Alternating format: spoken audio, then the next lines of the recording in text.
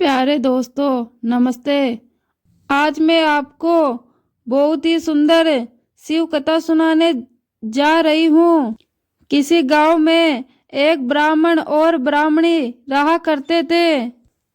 उस ब्राह्मणी के बहुत सालों बाद एक पुत्र हुआ था, लेकिन कुछ ही साल बाद उस बालक की अचानक मृत्यु हो गई।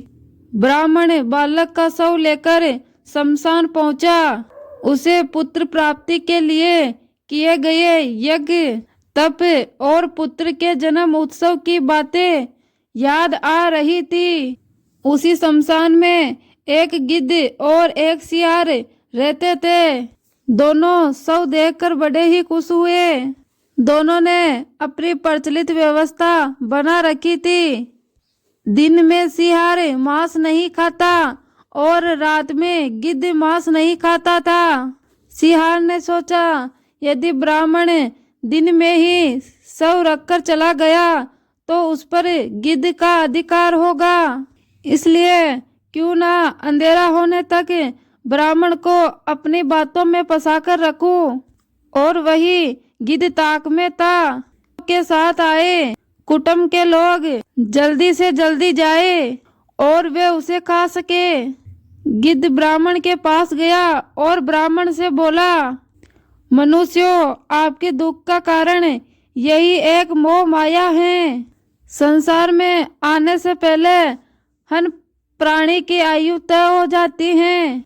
संयोग और वियोग प्रकृति का नियम है। अब आप अपने पुत्र को वापस नहीं ला सकते, इसलिए दुख को त्याग कर आप यहाँ से प्रस्थान करिए। संध्या होने वाली है। संध्या काल में शमशान प्राणियों के लिए भयदायक होता है, इसलिए आपको यहाँ से शीघ्र प्रस्थान करना उचित है। गिद्ध की बातें ब्राह्मण के साथ आए सभी रिश्तेदारों को अच्छी लगी। वे ब्राह्मण से बोले, बालक के जीवित होने की कोई आशा नहीं है, इसलिए अब हमें यहाँ रुकने का क्या लाभ है।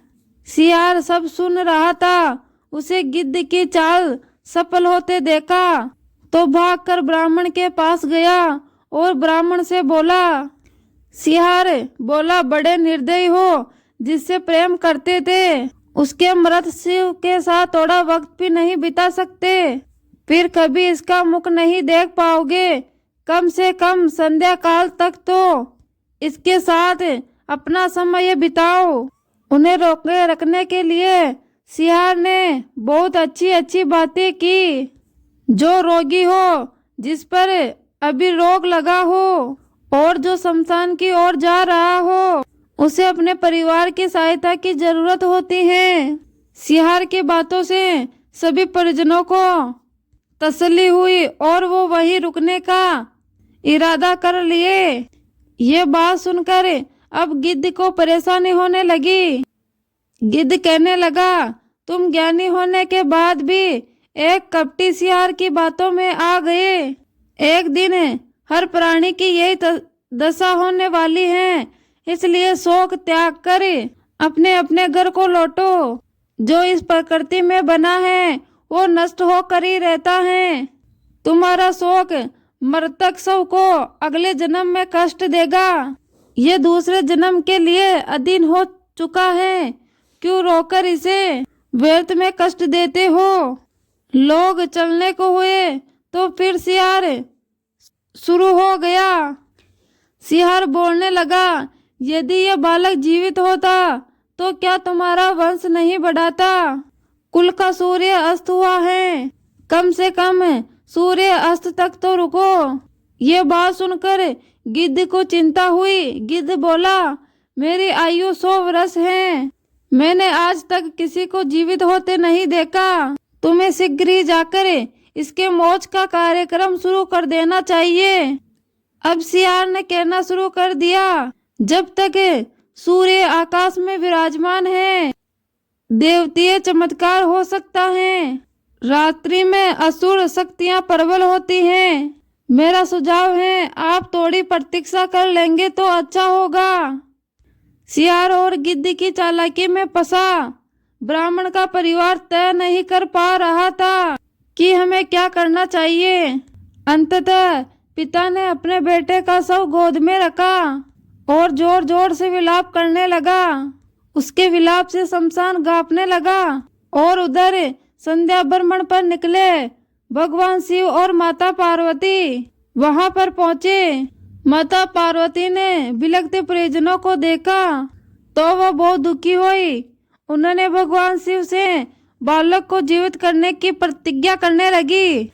भगवान शिव माता पार्वती की बात मानकर उस बालक को 100 वर्ष तक की आयु जीवित का वरदान दे दिए। गिद्ध और सियार दोनों देखते रह गए।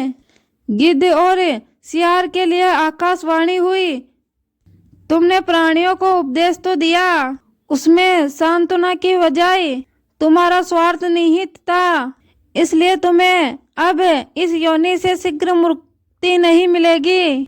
दूसरों के कष्ट पर सच्चे मन से शोक करना चाहिए। दोस्तों, कैसी लगी आपको यह कथा? अगर आपको यह कथा पसंद आई हो तो कमेंट बॉक्स में कमेंट करके जरूर बताइए। साथ ही मेरे वीडियो को ज़्यादा से ज़्यादा शेयर और लाइक करिए। धन्यवाद।